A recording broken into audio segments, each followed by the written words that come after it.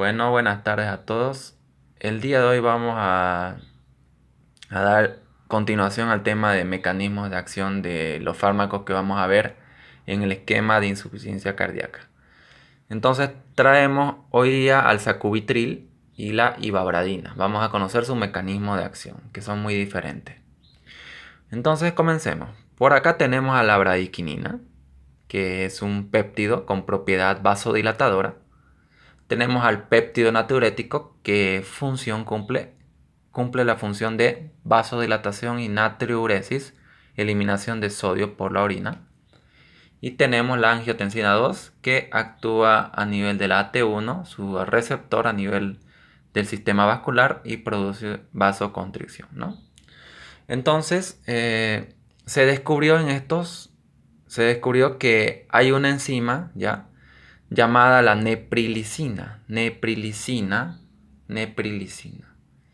Se descubrió entonces que hay una enzima llamada neprilicina en los pacientes con insuficiencia cardíaca, que tienen niveles concentrados de neprilicina, y que esta neprilicina lo que hace, la función que normalmente hace la neprilicina de, es, un- es una enzima que degrada los diversos péptidos vasoactivos, incluyendo la bradiquinina, los péptidos natriuréticos, ¿ya?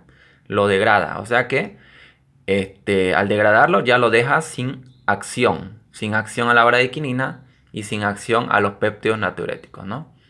Entonces degrada más rápidamente a la bradiquinina y a los péptidos natriuréticos.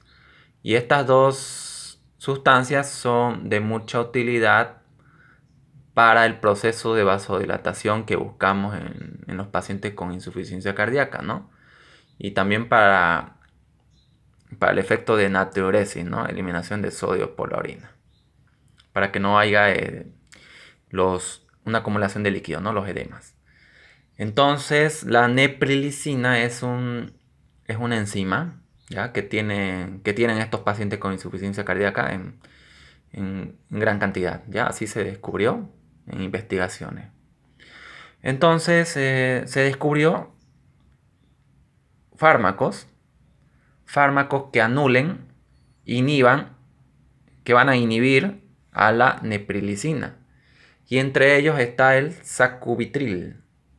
El fármaco que inhibe a la enzima neprilicina es el sacubitril. El sacubitril, ¿no?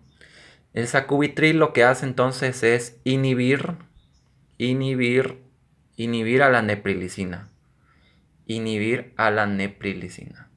Por tanto, nuestra bradiquinina va a durar mucho mayor tiempo en el sistema vascular produciendo vasodilatación.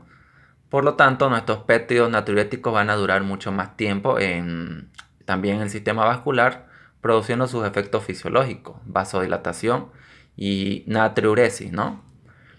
Pero aquí aquí no hay mucho beneficio, ¿no? Porque al anular al sacubitril, perdón, al anular a la neprilicina por medio del sacubitril, lo que vamos a hacer es que la angiotensina 2 perdure mayor tiempo en el organismo, ¿no? En el sistema vascular, produciendo vasoconstricción.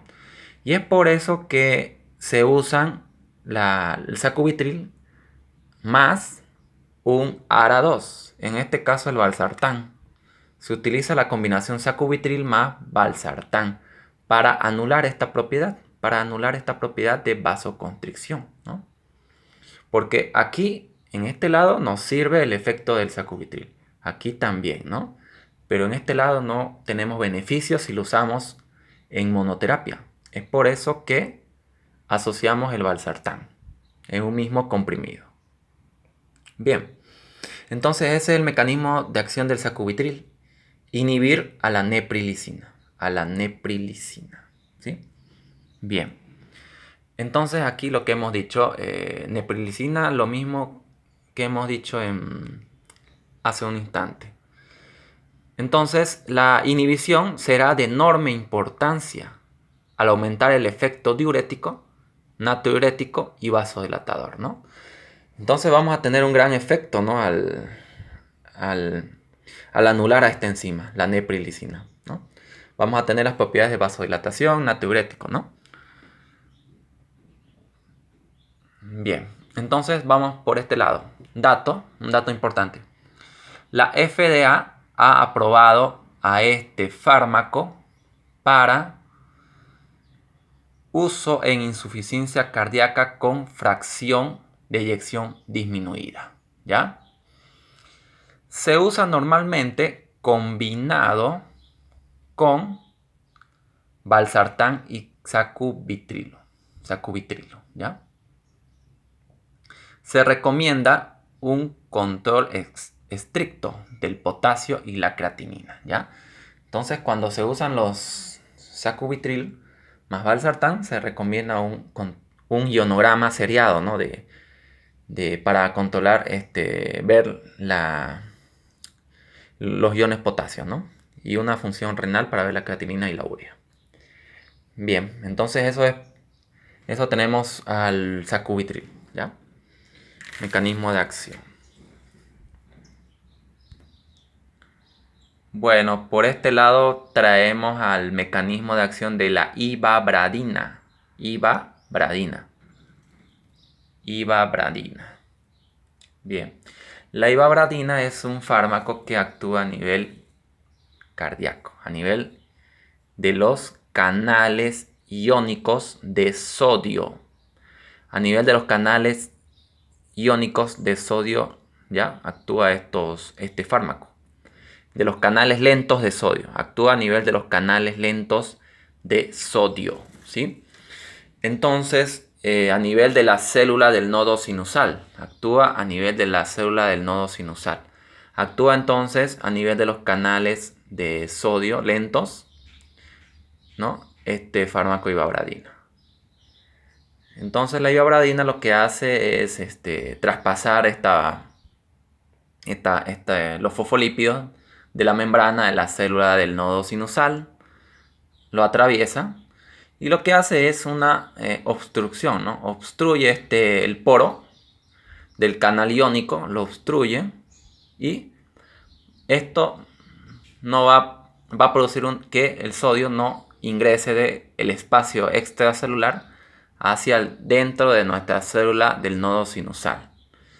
Por tanto, hay un bloqueo de la entrada de canales de sodio. Estos canales de sodio son lentos, ¿ya? Canales de sodio lentos se llama.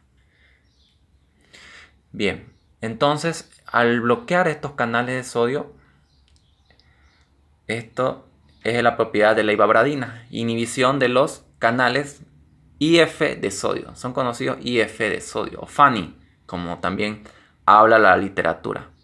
Ivabradina produce inhibición de los canales IF de sodio, que son lentos, ¿ya? Lentos.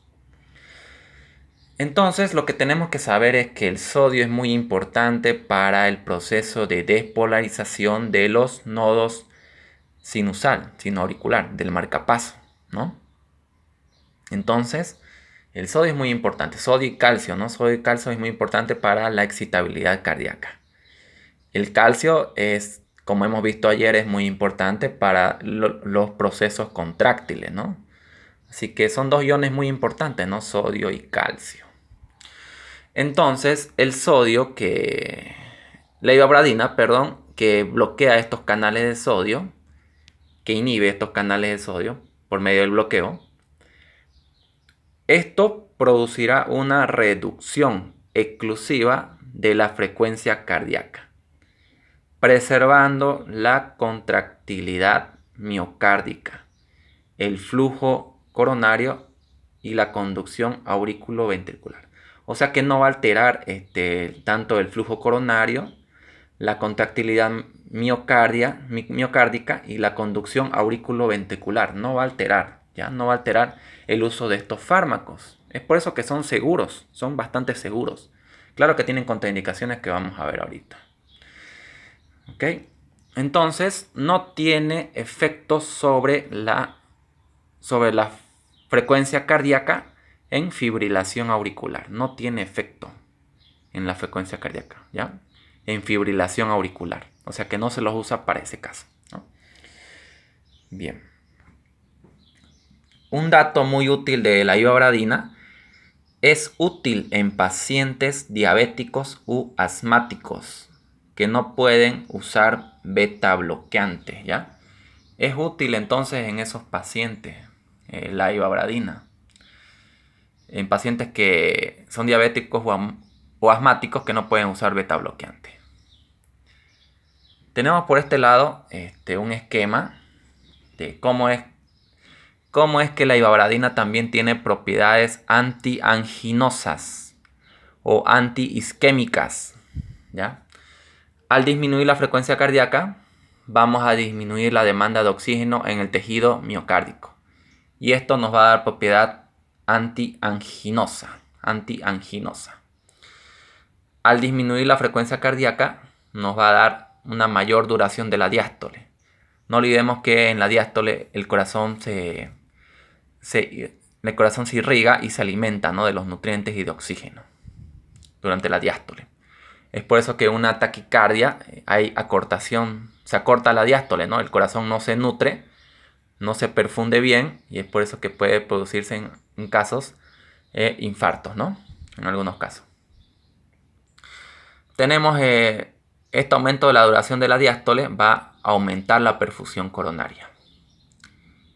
Y esto nos va a llevar a una propiedad antianginosa. Entonces, la ivabradina tiene propiedades de ser un fármaco antianginoso también. ¿Ok? De hecho, es parte del tratamiento antiisquémico, ¿sí? Los fármacos antiisquémicos que tenemos son beta bloqueantes, antagonistas cálcicos y nitratos y ivabradina. Son esos los 4 fármacos que se usan normalmente para los procesos de cardiopatía isquémica, ¿sí? Bien. Entonces tenemos contraindicaciones de la ivabradina. FA, fibrilación auricular, hipotensión sintomática, bloqueo auriculoventricular de segundo grado, insuficiencia renal crónica con filtrado glomerular menor a 15 ml por minuto, marcapaso ventricular. Son contraindicaciones de este fármaco ivabradina. Entre las interacciones farmacológicas de la ivabradina encontramos por riesgo de bradicardia y bloqueo auriculoventricular, no asociarlo con digoxina, amiodarona, diltiazem o verapamilo, ¿ya? Por ese riesgo. No asociarlo con estos fármacos, digoxina, amiodarona, diltiazem o verapamilo. Un dato muy importante de la ivabradina que tenemos que conocer es que a concentraciones terapéuticas no inhibe otras corrientes iónicas cardíacas, razón por la que no modifica la presión arterial ni la contractilidad cardíaca, ¿ya? Entonces las concentraciones terapéuticas de la ivabradina no va a tener repercusión tanto en modificación de la presión arterial o la contractilidad.